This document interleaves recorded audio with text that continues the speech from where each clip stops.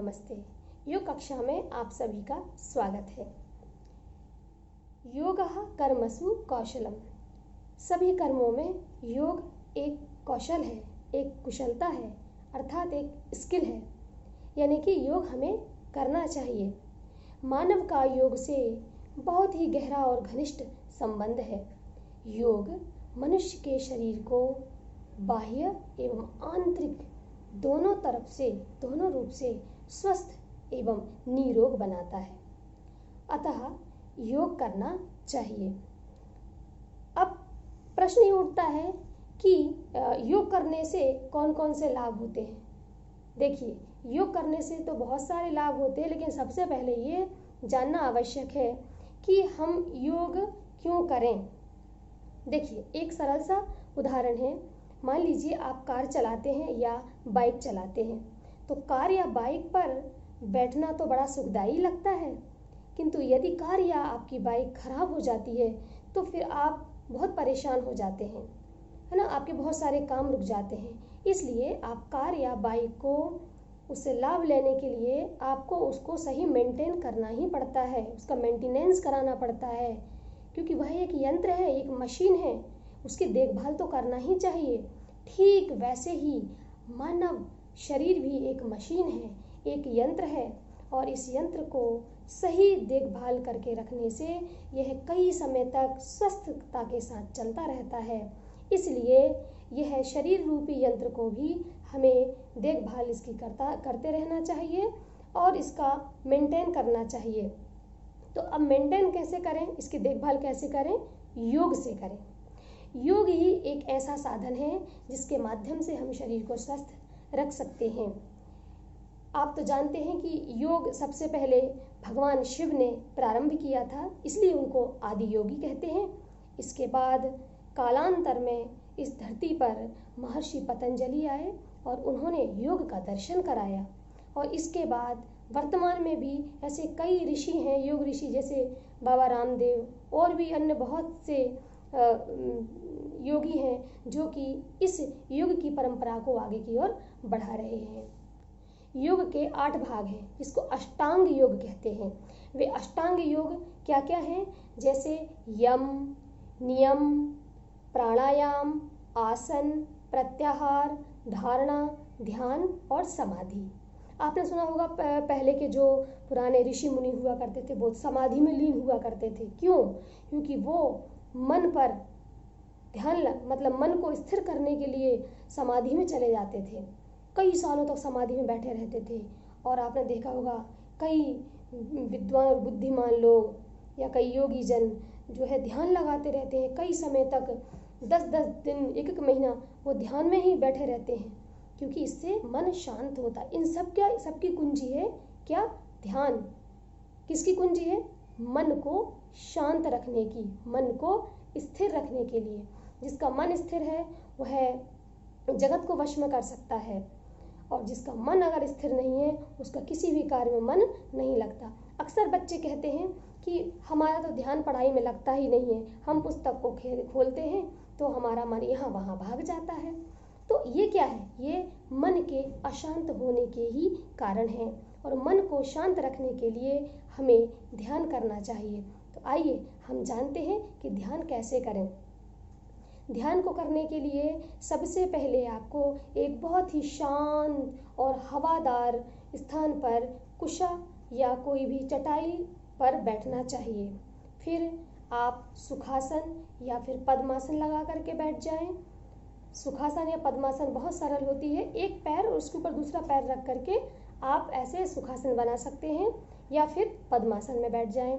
फिर आप ध्यान मुद्रा बनाएं ऐसे, ये इंडेक्स फिंगर और थंब यानी अंगुष्ठ और ये तर्जनी दोनों को ऐसे मिलाएं, और तीनों उंगलियों को ऐसे सीधे रखेंगे और सीधे रीढ़ की हड्डी को सीधी करके ऐसे, और अपने घुटनों पर दोनों हाथों को खींच करके ऐसे रखेंगे। बहुत नहीं खींचेंगे, लेकिन फिर भी शरीर थोड़ा सा सीधा होना चाहिए।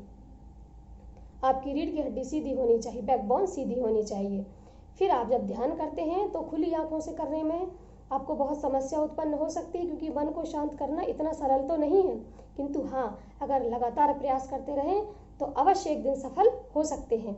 तो आंखों को बंद करके और अपने मन को आप चाहें तो यहाँ पर दोनों जो भ्रुकुटी, इनको भ्रुकुटी कहते हैं, आईब्रो, इसके बीच में आप मन को यहाँ स्थिर करें। थोड़ा मुश्किल ज़रूर होगा लेकिन प्रयास तो करें, शुरुआत तो आपको करनी ही चाहिए। मन को यहाँ लगाएं और आप बिल्कुल सामान्य तरीके से सांस लें और छोड़ें, सांस लें और छोड़ें। ऐसा आप 2 मिनट करेंगे, 2 से 5 मिनट करेंगे या फिर इससे भी अधिक कर सकते हैं, लेकिन जब तक आपका मन लगता है तब तक करें, अन्यथा आप ना करें, क्योंकि फिर ऐसा करने से कोई फ़ायदा, अगर आपका मन नहीं लगता है तो फिर ऐसे बैठने से कोई फ़ायदा नहीं। तो ठीक है, एक तो ये हो गया। दूसरा तरीका ये भी है कि आप चाहें तो आप अपनी सांसों पर ध्यान लगा सकते हैं, सांसों पर ध्यान लगा करके मन को स्थिर करने की कोशिश कर सकते हैं। जैसे मैं आपको एक प्रैक्टिकल बताती हूँ इसका भी। मैं उद्गीत के साथ में आपको ध्यान लगाने की क्रिया बता रही हूँ। वैसे ही जैसा अभी बताया था, सुखासन या फिर पद्मासन में बैठेंगे, हाथों को आप ठीक उसी प्रकार, ये ध्यान मुद्रा है, इसको ध्यान मुद्रा कहते हैं। ऐसे ध्यान मुद्रा बना करके घुटनों पर आप अपने इन हाथों को ऐसे रख लेंगे सामने, और फिर इसके बाद में आप धीरे धीरे सांस को फेफड़े में भरेंगे और फेफड़े में भर करके फिर आप थोड़ा सा वहाँ रुक करके यानी पॉज देंगे, सांस को फेफड़े में भरी रहने देंगे और फिर इसके बाद आप ओम का उच्चारण करते हुए सांस को बाहर निकालेंगे। ठीक है, तो एक बार मैं इसका प्रैक्टिकल बताती हूँ।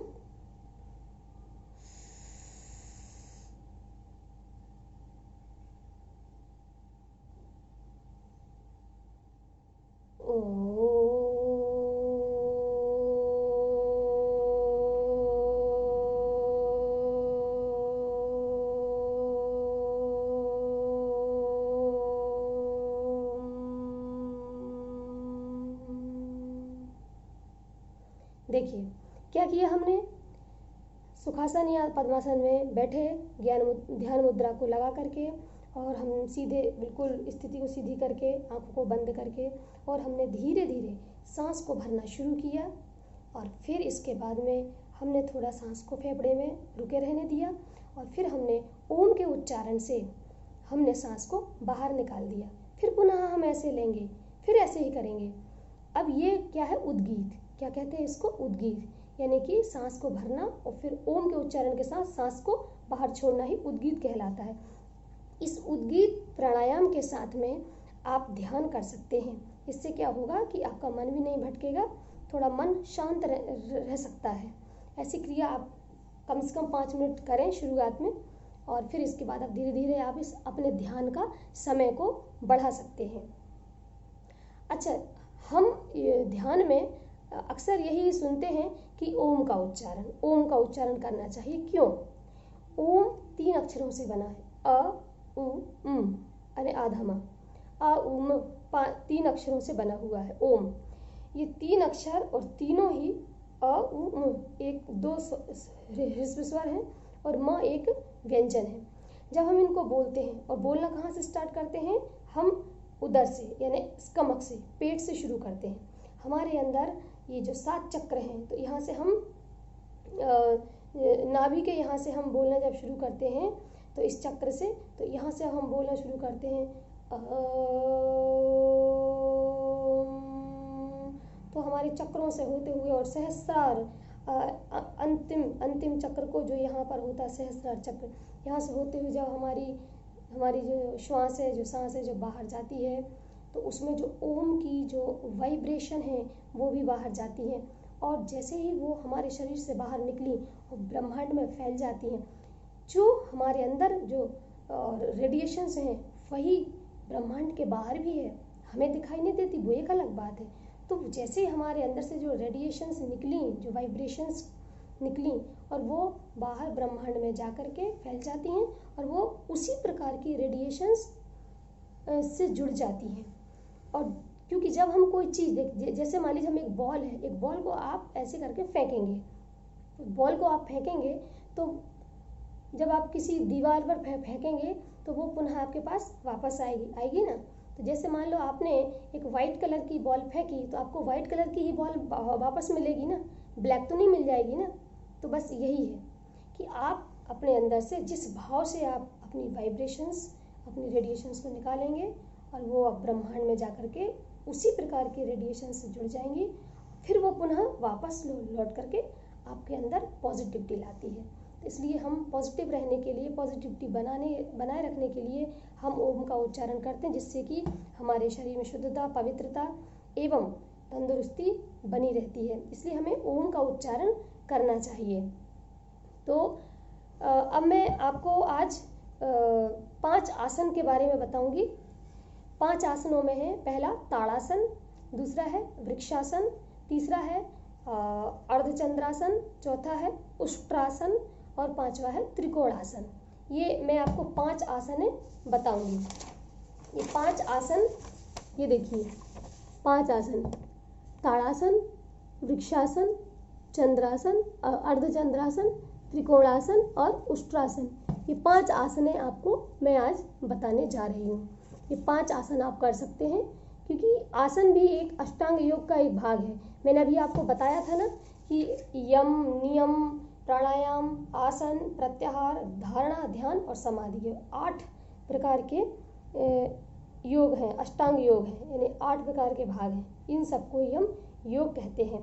तो इस प्रकार आप ये 5 आसनों को सीखेंगे। इन 5 आसनों की क्रियाएं आप अगली वीडियो में देखेंगे। धन्यवाद।